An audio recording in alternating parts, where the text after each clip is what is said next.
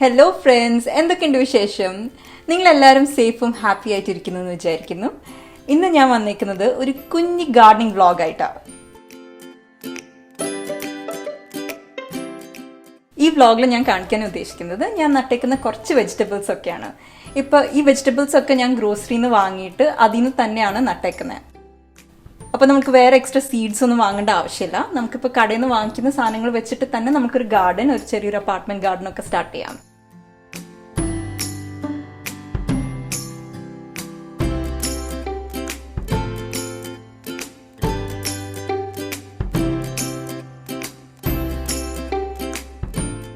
അപ്പോൾ ഞാൻ ആദ്യം നട്ട് നോക്കിയത് നമ്മുടെ എല്ലാവരുടെയും കിച്ചണിലുള്ള തക്കാളിയാണ്. ഞാൻ നല്ല റൈപ്പായിട്ടുള്ളൊരു തക്കാളി എടുത്ത് അത് തിൻ സ്ലൈസസ് ആയിട്ട് കട്ട് ചെയ്തിട്ട് സോയിലോട്ട് ഡയറക്റ്റ്ലി നട്ടു.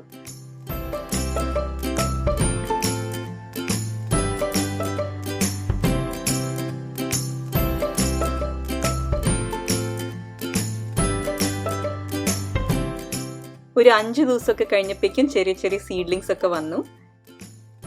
2 വീക്സ് കഴിഞ്ഞപ്പോഴേക്കും നല്ല ബുഷി ആയിട്ട് വന്നു നമ്മുടെ ടൊമാറ്റോ പ്ലാന്റ്സ് ഒക്കെ.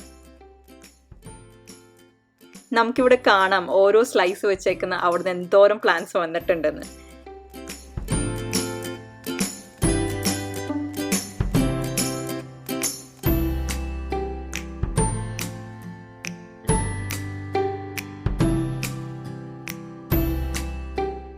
ഞാനിത് ട്രാൻസ്പ്ലാന്റ് ചെയ്തപ്പോൾ അവിടുന്ന് വന്നു കുറെ ബോണസ് പ്ലാന്റ്സ്. ഇത് കഴിഞ്ഞ കൊല്ലത്തെ ഞങ്ങളുടെ കൃഷിയുടെ ഫേസ്റ്റ് തക്കാളിയാണ്. ഓരോ ചെടി തന്നെ നമുക്ക് കുറേ തക്കാളി വരും. കടയിലൊന്നും പോയി വാങ്ങിക്കേണ്ട ആവശ്യമില്ല.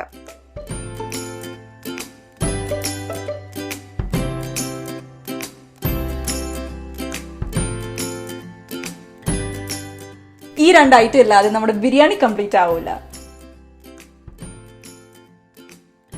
ഇവിടെ ഞാൻ നട്ട് നോക്കിയത് എൻ്റെ ഫേവറേറ്റ് മല്ലിയിലയാണ്.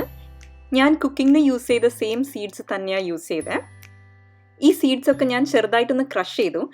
ചിലവർക്ക് ക്രഷ് ചെയ്താൽ തന്നെ മല്ലി പൊങ്ങി വരും, പക്ഷെ എനിക്ക് അങ്ങനെ വന്നില്ല. എന്നിട്ട് ഈ ക്രഷ്ഡ് സീഡ്സ് ഡയറക്റ്റ് സോയിലോട്ട് സോ ചെയ്തു.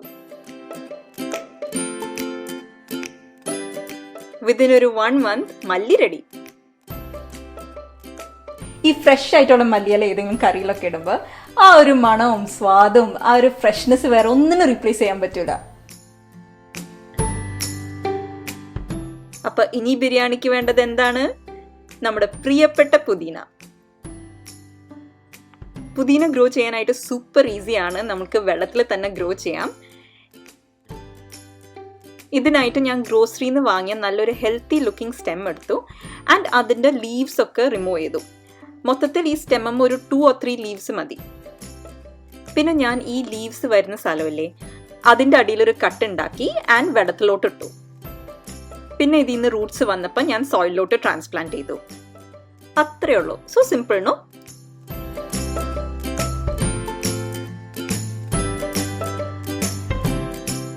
അടുത്തതായിട്ട് ഞാൻ ഗ്രോ ചെയ്യാൻ ട്രൈ ചെയ്തത് ഗ്രീൻ ചില്ലി ആണ്. ഗ്രീൻ ചില്ലി ഞാൻ കഴിഞ്ഞ കൊല്ലം ഗ്രോ ചെയ്തായിരുന്നു. ആൻഡ് അന്ന് കിട്ടിയ ഗ്രീൻ ചില്ലീസിന് ഞാൻ ഒരു ഗ്രീൻ ചില്ലി കഴുകി ഉണക്കി മാറ്റി വെച്ചു. അതാണ് ഇവിടെ കാണുന്നത്. ഈ ഒരു ഗ്രീൻ ചില്ലിയിൽ നിന്ന് തന്നെ നമുക്ക് കുറേ ഗ്രീൻ ചില്ലീസ് കിട്ടും. ഇത് പൊടിച്ചിട്ട് ഇതിൻ്റെ അകത്തുള്ള സീഡ്സ് കണ്ടോ? ഈ സീഡ്സ് ആണ് ഞാൻ ഡയറക്റ്റ്ലി സോയിലോട്ട് ഇട്ടത്. നല്ല ചൂടുണ്ടെങ്കിൽ ഈ ഗ്രീൻ ചില്ലി പെട്ടെന്ന് പൊങ്ങി വരും. എനിക്ക് തോന്നുന്നു ക്യാപ്സിക്കം ഓൾസോ സെയിം രീതിക്ക് നമുക്ക് ചെയ്യാം. ബിക്കോസ് ഗ്രീൻ ചില്ലിയും ക്യാപ്സിക്കം സെയിം ഫാമിലി ആണല്ലോ. നിങ്ങൾ ആരെങ്കിലും ക്യാപ്സിക്കം ഇങ്ങനെ ഗ്രോ ചെയ്തിട്ടുണ്ടെങ്കിൽ എൻ്റെ അടുത്ത് പറയണേ കമൻസിൽ. എനിക്ക് അടുത്ത കൊല്ലം ഒന്ന് ട്രൈ ചെയ്യാനാ.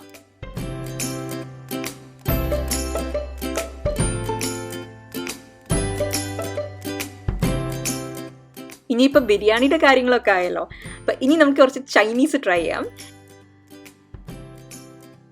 ഞാനിവിടെ സ്പ്രിംഗ് ഓണിയൻ ഗ്രോ ചെയ്യാനായിട്ട് ഗ്രോസറിയിൽ നിന്ന് വാങ്ങിയ കുറച്ച് ഹെൽത്തി ലുക്കിംഗ് സ്പ്രിംഗ് ഓണിയൻ്റെ തണ്ടെടുത്തു. എന്നിട്ട് അതിൻ്റെ ഒരു 2 to 3 inches ഹൈറ്റിലുള്ള സ്റ്റെം കട്ട് ചെയ്തെടുത്തു. സ്പ്രിംഗ് ഓണിയൻ അതിൻ്റെ പേര് പോലെ തന്നെ ഭയങ്കര പെട്ടെന്ന് സ്പ്രിംഗ് അപ്പായി വരും. ഇത് ഞാൻ കഴിഞ്ഞ ആഴ്ച നട്ട സ്പ്രിംഗ് ഓണിയൻ ആയിരുന്നു. ഇപ്പം കണ്ടോ എന്തോരം ഹൈറ്റ് വെച്ചിട്ടുണ്ടെന്ന്. സ്പ്രിംഗ് ഓണിയൻ ഞാൻ വെള്ളത്തിലും സോയിലും 2 രീതിക്കും ഗ്രോ ചെയ്യാൻ നോക്കിയിട്ടുണ്ട്. എനിക്കിത് വെള്ളത്തിൽ ഗ്രോ ചെയ്യുമ്പോഴാണ് കുറച്ചും കൂടി ഫാസ്റ്റ് ആയിട്ട് വരുന്നതെന്ന് തോന്നി. ഇനി ലാസ്റ്റ് ഐറ്റം സ്ട്രോബെറി ആണ്. എനിക്ക് സ്ട്രോബെറി ഭയങ്കര ഇഷ്ടമാണ്. അത് നമ്മുടെ ഗാർഡനെ ഭയങ്കര ബ്രൈറ്റും കളർഫുൾ ആക്കും. സ്ട്രോബെറി നടാനായിട്ടുള്ള സീഡ്സ് ആ ഒരു സ്ട്രോബെറി ഫ്രൂട്ടുമ്പോൾ തന്നെയുണ്ട്. ഇവിടെ കാണുന്ന ഈ മഞ്ഞ മഞ്ഞ സംഭവങ്ങളില്ലേ, അതാണ് അതിൻ്റെ സീഡ്സ്. ഞാനിപ്പോൾ ഒരു സ്ട്രോബെറിയുടെ സ്കിൻ പീൽ ചെയ്തിട്ട് അത് കംപ്ലീറ്റ്ലി ഡ്രൈ ഔട്ട് ചെയ്തു ഒരു ടിഷ്യൂമ. ഇത് ഓൾമോസ്റ്റ് ഒരു 2-3 വീക്സ് എടുത്തു ഇത്ര ഡ്രൈ ആയി കിട്ടാൻ. എന്നിട്ട് ഈ സീഡ്സ് ആണ് ഞാൻ യൂസ് ചെയ്തത് സ്ട്രോബെറി ഗ്രോ ചെയ്യാനായിട്ട്. നമുക്ക് ഒരു ഫ്രൂട്ടിൽ നിന്ന് തന്നെ കുറേ സീഡ്സ് കിട്ടും.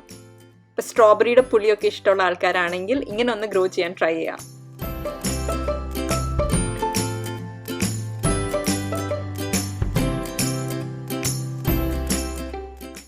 നമുക്ക് നമ്മുടെ സ്വന്തം യൂസിനുള്ള വെജിറ്റബിൾസും ഹെർബ്സും ഒക്കെ ഗ്രോ ചെയ്യാൻ പറ്റുകയാണെങ്കിൽ അത് നമുക്കൊരു പ്രത്യേക സന്തോഷം തരും, അല്ലേ? അപ്പോൾ ഫ്രണ്ട്സ്, ഐ ഹോപ്പ് ദാറ്റ് നിങ്ങൾക്ക് ഈ വ്ളോഗ് ഇഷ്ടപ്പെട്ടു. അടുത്ത വ്ളോഗിൽ നമുക്ക് വീണ്ടും കാണാം.